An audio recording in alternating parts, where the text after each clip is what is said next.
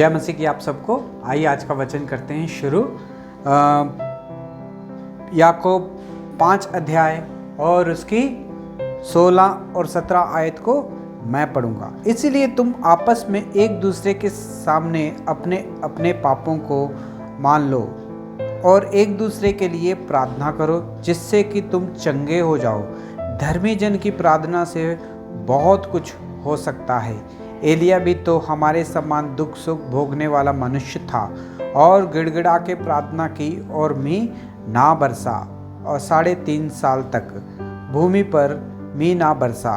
फिर उसने प्रार्थना की तो आकाश से वर्षा हुई और भूमि फलवंत हुई। पढ़े गए वचन पे प्रभु आशीष दे, हमसे बात करे, हम सबकी कमी घटियों को परमेश्वर इस वचन के द्वारा पूरा करे। आइए हम प्रार्थना करते हैं। प्यारे प्रभु जी, धन्यवाद स्तुति और बड़ाई के साथ आपके चरणों में आते हैं। समय दिया उसके लिए भी धन्यवाद देते हैं। दया करके सहायता और मदद करे, पढ़े गए वचन पे आशीष करे, हमसे बात करे, हमारी कमी घटियों को पूरा करे और आप ही के नाम प्रभु जी महिमा होने के लिए सहायता और मदद करे। मैं भी अपने बुद्धि और ज्ञान के साथ में प्रभु जी पवित्र आत्मा से भर के प्रभु जी इस वचन को सुना सकूं। प्रभु जी आप मेरी भी सहायता और मदद करें। प्रार्थना विनती को प्रभु यीशु मसीह के नाम से मांगते हैं, आमीन।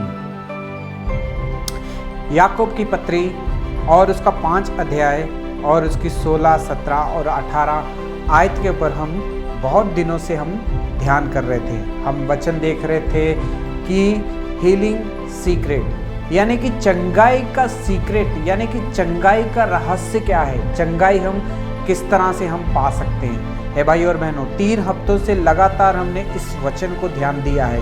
हे भाई और बहनों, आज शुक्रवार है, आज उपवास की प्रार्थना है और जब हम उपवास में रह के जब हम प्रार्थना करते हैं तो परमेश्वर उपवास की प्रार्थना से हमें जवाब देता है। उपवास की प्रार्थना में इतना ही नहीं, हमारा आत्मिक जीवन में भी बहुत सारी उन्नति होती है जब हम उपवास रह के प्रार्थना करते हैं। हे भाई और बहनों, आज परमेश्वर इस वचन के द्वारा हमसे बात कर रहा है। हे भाई और बहनों, हम देख रहे थे कि इसीलिए तुम आपस में एक दूसरे के सामने अपने अपने पापों को मान लो और एक दूसरे के लिए प्रार्थना करो, जिससे कि तुम चंगे हो जाओ।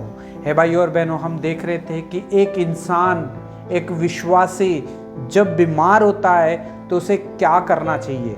वचन में साफ लिखा है, अगर तुम पास्टर के पास, सेवकों के पास जाके अगर तेल लगा के प्रार्थना कराओगे तो रोगी ठीक हो जाएगा।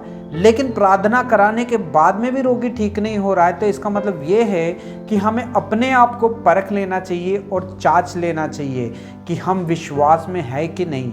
हमें एक दूसरे के लिए प्रार्थना करनी चाहिए। हमें जो अच्छे लगते उनके लिए नहीं, जो हमें अच्छे नहीं लगते, जो हमें पसंद नहीं करते, जो हमारा बुरा चाहते हैं, हमें उनके लिए भी प्रार्थना करनी चाहिए। जब ये हम उनके लिए प्रार्थना करेंगे तो वचन में लिखा है कि एक दूसरे से प्रार्थना करोगे तो इसीलिए इससे तुम चंगे हो जाए, जैसे कि तुम चंगे हो जाओगे। हे भाई और बहनों, हमें प्रार्थना करना सीखना है, विश्वास के साथ करना सीखना है। हे भाई और बहनों, कभी कभी हमारा रोग जो है ऐसा होता है कि वो रुक जाता है। वचन में लिखा है कि एलिया ने भी तो प्रार्थना की थी और वर्षा को उसने रोक दिया था। 3.5 साल तक एलिया ने जब प्रार्थना की तो बारिश को रुक गई, बारिश भी रुक गई और वो 3.5 साल तक अकाल पड़ा रहा, किसी को कोई पानी ना मिला। हे भाई और बहनों, ऐसा क्यों हुआ? क्या कभी हमने सोचा है कि अगर हमारे पास अगर 1 हफ्ता तक पानी नहीं आएगा तो क्या होगा? हम अगर 2 महीने तक पानी नहीं मिलेगा तो क्या होगा? बहुत ही मुश्किल होगा। 1 हफ्ता 2 हफ्ते की बात छोड़ दो, हमें अगर 1 दिन भी अगर पानी अगर नहीं आएगा हमारे घर में तो हमें बहुत सारी मुश्किल होगी। लेकिन यहाँ पे हम देखते हैं कि 3.5 वर्ष तक जो था वर्षा को रोक दिया। हे भाई और बहनों, वर्षा को रोक दिया परमेश्वर ने और परमेश्वर ने अकाल दिया, पानी का अकाल। हे भाई और बहनों, आपको पता है क्या क्यों 3.5 साल तक वर्षा जो थी रुकी रही? क्यों 3.5 साल तक वहाँ पे वर्षा नहीं गिरी? है भाई और बहनों, इस वचन को अगर हमें देखना है तो हमें दूसरा राजा और उसकी दूसरा राजा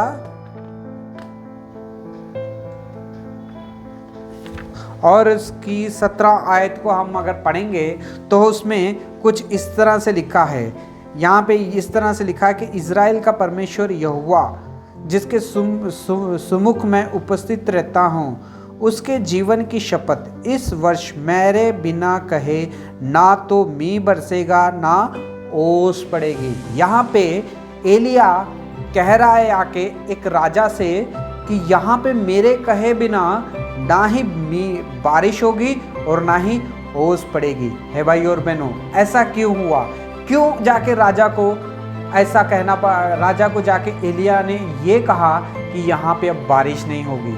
हम बहुत बार सोच सोच के परेशान हो जाते हैं, लेकिन अगर हम इसका जवाब चाहते हैं तो हम पहला राजा और उसकी 16 अध्याय और उसकी 31 वर्ष में अगर हम पढ़ते हैं तो यहाँ पे कुछ इस तरह से लिखा है कि राजा एतोपोत की बेटी एलिजबेथ से विवाह कर लिया और बाल देवताओं की उपासना की और उनको दंडवत किया। है भाई और बहनों, अहाब जो था इज़राइल का राजा था। हम सब जानते हैं कि इज़राइल जो है परमेश्वर के चुने हुए लोग हैं, और जो राजा बनना जो है ये एक आशीष है परमेश्वर की ओर से। है भाई और बहनों, उस राजा को चाहिए था अपने परमेश्वर के लिए कुछ करना चाहिए था, अपने परमेश्वर की महिमा के लिए, उसके काम के लिए कुछ करना चाहिए था। लेकिन अहाब जो था एक ऐसा राजा था जो कि बहुत ही ज़्यादा गलत रास्ते पे चलता था। उसने वचन में लिखा गया कि उसने वो पाप किए कि जो यरोबाम ने भी पाप नहीं किए थे, उससे भी कई गुना ज़्यादा उसने पाप कर लिए। हे भाई और बहनों, और वो जवान था और उसकी शादी की उम्र हो गई थी और उसने एक राजा की बेटी से शादी कर लिया। तब एतोबेल की बेटी, यानी कि वो भी एक राजा था, एतोबेल की बेटी से उसने शादी कर ली जिसका नाम इजबेल था। हे भाई और बहनों, इजबेल के बारे में हम लोगों ने बहुत बार सुना होगा और उसका नाम जो था इजबेल था। हे भाई और बहनों, और ये इजबेल जो थी एक अनी जाति की थी जो परमेश्वर को नहीं जानती थी। लेकिन जब वो शादी करके अहाब के घर में यानी कि इज़राइल में आई, वो अपने बाल देवताओं को भी अपने साथ में लेके आ गई। है भाई और बहनों, और ये अहाब जो पहले जो पाप करता था उससे भी कई गुना ज़्यादा और भी पाप करने लग गया। अपने ही घर में उसने उन बाल देवताओं के लिए एक स्थान बना दिया। हे भाई और बहनों, आज परमेश्वर इस वचन के द्वारा हमसे बात कर रहा है। आज परमेश्वर इस वचन के द्वारा हमसे बात कर रहा है। हमारे जीवन में भी कभी कभी प्रार्थना करने से अगर जवाब नहीं मिल रहा है तो आज परमेश्वर इस वचन से हमसे बात कर रहा है। अगर आपके और मेरे जीवन में भी अकाल नाम की कोई चीज़ अगर हमारे जीवन में भी है तो आज परमेश्वर इस वचन के द्वारा हमसे बात कर रहा है। परमेश्वर शायद आपकी भी प्रार्थना करने से अगर जवाब नहीं दे रहा है तो भाई और बहनों, वचन में लिखा है कि हमें अपने आप को जो है परख लेना चाहिए, अपने आप को जो है जांच लेना चाहिए कि हम विश्वास में हैं कि नहीं है, हम विश्वास में रह कि किस तरह से जी रहे हैं कि नहीं है। परमेश्वर का वचन कहता है हमें संगति करनी है, हमें परमेश्वर के लोगों के साथ संगति करेंगे। अगर परमेश्वर के लोगों के साथ संगति करेंगे तो हम जो है विश्वास में और हम बढ़ते रहेंगे और परमेश्वर हमें आशीष देता रहेगा। हे भाई और बहनों, बहुत सारे विश्वासी ऐसे भी होते हैं, कभी कभी वो परमेश्वर के घर में क्रिश्चियन घर में पैदा होते हैं और फिर बड़े होते हैं तो परमेश्वर के घर में सेवा भी करने लग जाते हैं। लेकिन कभी कभी जब शादी करने का टाइम आता है तो वो अपनी अपनी पसंद को ढूंढ लेते हैं और अपनी अपनी पसंद से वो शादी कर लेते हैं। हे भाई और बहनों, शादी करना कोई बुरी बात नहीं है, लेकिन हमें देखना है कि जिससे हम शादी कर रहे हैं क्या वो भी विश्वासी है, वो भी परमेश्वर में है, वो भी परमेश्वर को जानता है कि नहीं।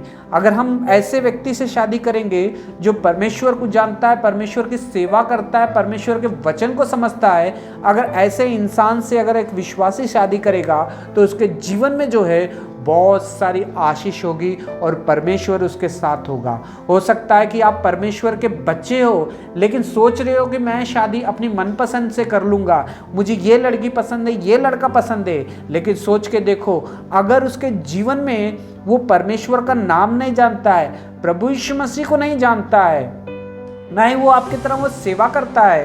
तो भाई और बहनों, एक दिन आप उससे शादी कर लोगे, लेकिन क्या होगा? आज परमेश्वर इस वचन के द्वारा हमसे बात कर रहा है। ये सब जो है इजेबेल की आत्मा है। ये इजेबेल की आत्मा जो है मंडली में काम करती तो है, लेकिन खास करके ये इजेबेल की जो आत्मा जो है परिवारों में काम करती है।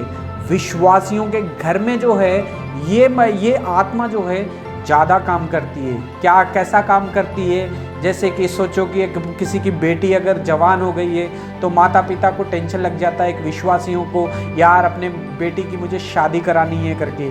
फिर 2-3 रिश्ते अगर ढूंढते हैं तो वो रिश्ते अगर नहीं बन पाते हैं तो फिर और भी निराश हो जाते हैं माता पिता और सोचने लग जाते हैं अब जो कोई भी रिश्ता आएगा मैं अपनी बेटी की शादी जो है उसके साथ कर दूंगा। फिर कोई एक रिश्ता लेके आता है और वो रिश्ता जो है बहुत ही अच्छा होता है, उसे अच्छी जॉब मिली होती है और उसका अपना घर होता है, कार होता है, बंगला होता है, सब कुछ उसका लाइफ में सब ठीक है, पैसे की कोई कमी घटी नहीं है। जब ये माँ बाप को पता चलता है तो वो बस कुछ नहीं सोचते हैं, बस सोचते हैं कि ये रिश्ता जो है मेरी बेटी के लिए आ गया तो अच्छा है, मेरी बेटी से मैं इसकी शादी जरूर कर दूंगा।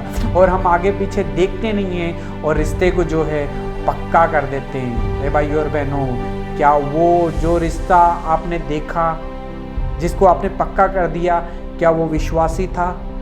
क्या वो उद्धार पाया था? क्या वो प्रभु को जानता था? क्या प्रभु की सेवा करता था? अगर नहीं है तो भाई और बहनों, आज परमेश्वर कह रहा है कि अपने आप को परखो और जांच लो कि हम अपने बच्चों का रिश्ता किसके साथ जोड़ रहे हैं। क्या हम पैसे देख के, पैसे का लालच करके, अच्छा घर देख के, गाड़ी बंगला देख के हम अपने बच्चों की क्या उनके साथ शादी करा देनी चाहिए? क्या इतना देखना ज़रूरी नहीं है कि वो विश्वास में है कि नहीं है? आज परमेश्वर इस वचन के द्वारा हमसे बात कर रहा है।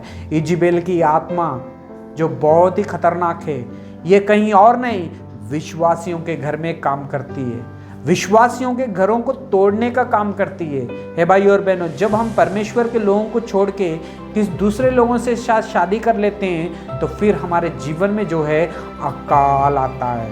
और ऐसा अकाल आता है कि हम कितना भी क्यों ना प्रार्थना करें, वो प्रार्थना जो है परमेश्वर नहीं सुनता है और ना ही उसकी जवाब देता है। फिर हम रोते हैं, पीटते हैं, हमारा परमेश्वर हमारा जवाब क्यों नहीं देता है प्रार्थना करने के लिए? तो जवाब इसलिए वो नहीं देता है क्योंकि वचन में लिखा है कि उनके बीच में से निकलो और अलग हो जाओ।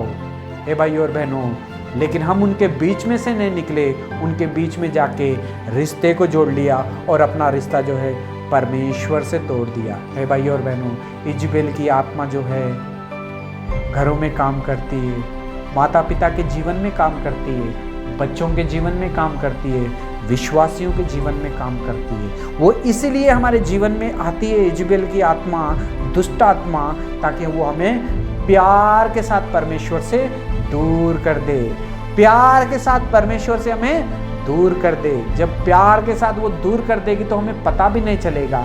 इसलिए हमें अपनी आत्मीय आंखों को जो है खोल के रखना है, अपनी आत्मीय आंखों को खोल के रखना है, वचन पढ़ते रहना है और हमें इसका ध्यान करते रहना है कि परमेश्वर किससे मैं शादी करूं, कौन है मेरे लिए। उसके लिए हमें इंतज़ार करना चाहिए। अहाब एक इज़राइल का राजा था, लेकिन उसने इजेबेल से शादी कर ली और अपने जीवन में जो है आशीष को गवा दिया, परमेश्वर का साथ उसने गवा दिया और 3.5 साल तक उस देश में वर्षा नहीं हुई, अकाल पड़ा रहा। वो खुद तो परेशान हुआ पानी की वजह से, उसने अपने पापों के कारण दूसरों को भी उसमें लपेट लिया। भाई और बहनों, 3.5 साल तक एलिया ने कहा था वर्षा नहीं होगी, तो 3.5 साल तक उस देश में जो है अकाल पड़ा रहा। वो इसलिए हुआ क्योंकि उसने परमेश्वर की आज्ञा नहीं मानी। हमारे जीवन में भी अगर चंगाई नहीं मिल पा रही है, चंगाई नहीं हो रही है, तो इसका मतलब ये है कि हम भी इजेबेल की आत्मा में शायद हम फंसे हुए हैं, उसकी बातों में फंसे हुए हैं। भाई और बहनों, आज टाइम है वहाँ से निकलने का। अपने आप को परखो और चाचो, देखो मेरे घर में चंगाई इसलिए नहीं है शायद क्योंकि मैं इजेबेल की आत्मा को फॉलो कर रहा हूँ। शायद मेरे जीवन में चंगाई इसलिए नहीं है क्योंकि मैं अपने बच्चों की शादी जो है पैसे वालों से कर रहा हूँ। शायद वो लोग प्रभु यीशु मसीह को जानते हों या नहीं जानते, उससे मुझे कुछ नहीं फ़र्क पड़ता है, बस उनके पास सब है या नहीं है, ये सोच के मैं शादी कर रहा हूँ। आज परमेश्वर इस वचन के द्वारा हमसे बात कर रहा है। परमेश्वर आपको चंगाई देना चाहता है। परमेश्वर आपकी प्रार्थना को सुनना चाहता है। परमेश्वर आपको उठा के खड़ा करना चाहता है।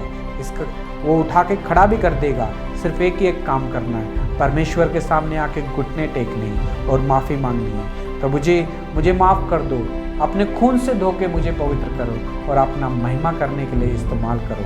मैं गलत था प्रभु जी, अपने बच्चों के बारे में गलत फैसले लिए प्रभु जी। मैं खुद परमेश्वर के घर में काम करता हूँ, लेकिन मैंने भी गलत फैसले कर लिए। मुझे दया करके क्षमा कर दो,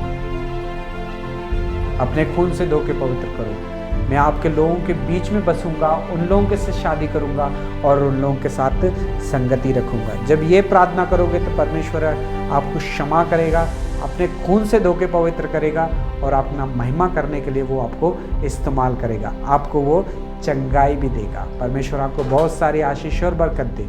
गॉड ब्लेस यू।